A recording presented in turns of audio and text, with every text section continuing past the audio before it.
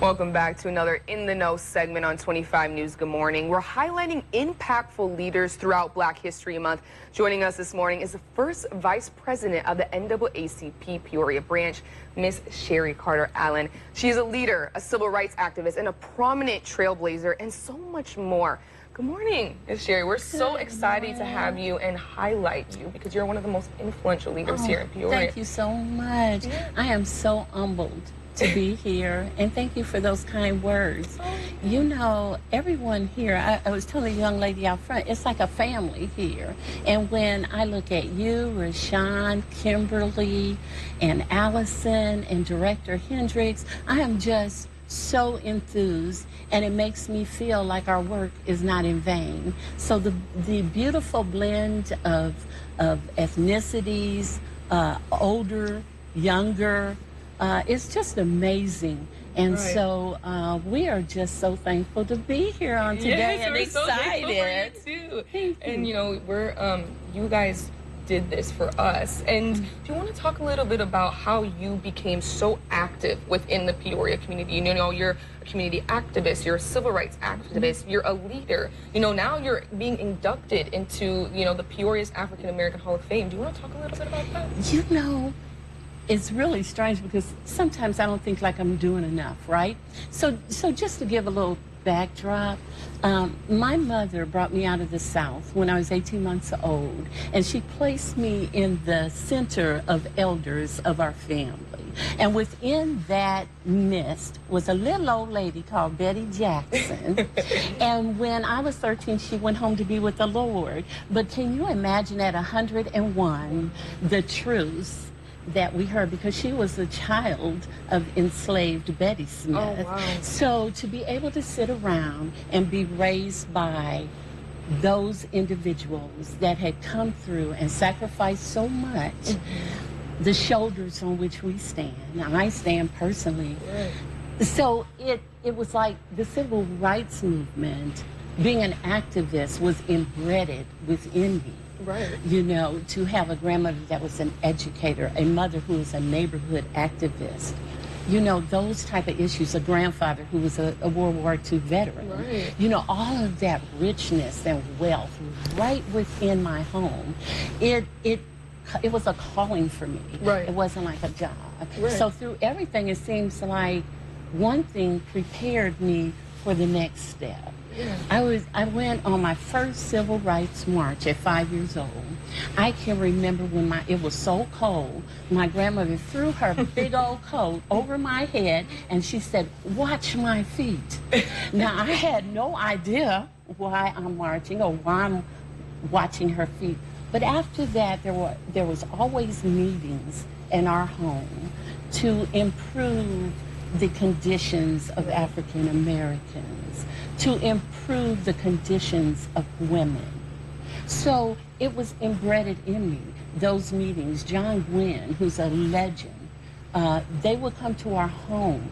Professor Garrett, who is an icon, you know, they were in our neighborhood. We walked with icon, we walked with history. And so all of that would drive a person to have that passion. So it was a calling for me, you know. So that's kind of like the introduction of that. Right. And then, of course, later on in my tenure with the city of Peoria, even toward the end of that tenure, I was allowed to be a part of what was called the nuisance abatement team for the Peoria Police Department. And just to sum that up, it provided safe housing for absent landlords who had abated their responsibility. So being a part of that specialized unit for safe housing, that even was more dry. Right. And then while being at the city of Peoria, I was blessed to become the president of AFSCME Local 3464. Now, initially, it was called the City of Peoria City of Peoria Municipal Employment Association.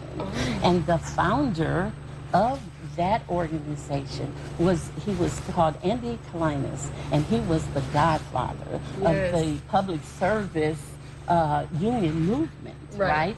And so right there, he saw something in me that was already innately in me. And so then I became involved in the labor movement.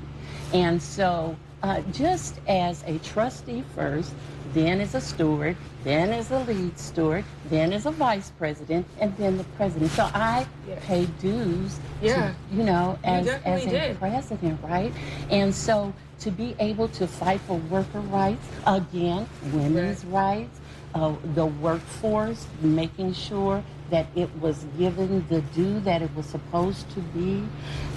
Those issues also drove me, my passion to protect, you know, and to serve those individuals that were marginalized, even in that setting, right?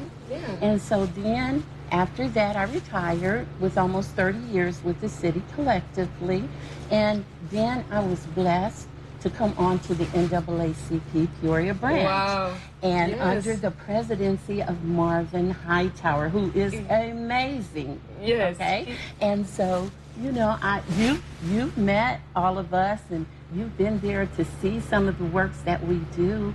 And so that is kind of like my journey, my personal journey. Of course, I'm a mother of 3, and you've met my daughter Pashance. Yes, she is wonderful. Yes, Amir and my daughter Rohilya. They don't live in Peoria, so we don't get to see them much. But you know, it's amazing to be able to see grandchildren, one named after me, and Sherry, and then to see my great grands now as I enter into the wonderful 7th decade of my life, you know. And then I'm like, but did I really do a lot? Am I doing enough? No, you know? You actually have done so much, Miss Sherry, and we are so proud of you, of what you've done in Peoria, and your influence and your drive has really paced the way for us younger generations, and we're so happy to have you here on the show for Black History Month, and we're so honored. And thank you so much for joining us on Black History Month with Miss Sherry Carter Allen, and we will be giving you more influential leaders throughout the month. Thank you so much.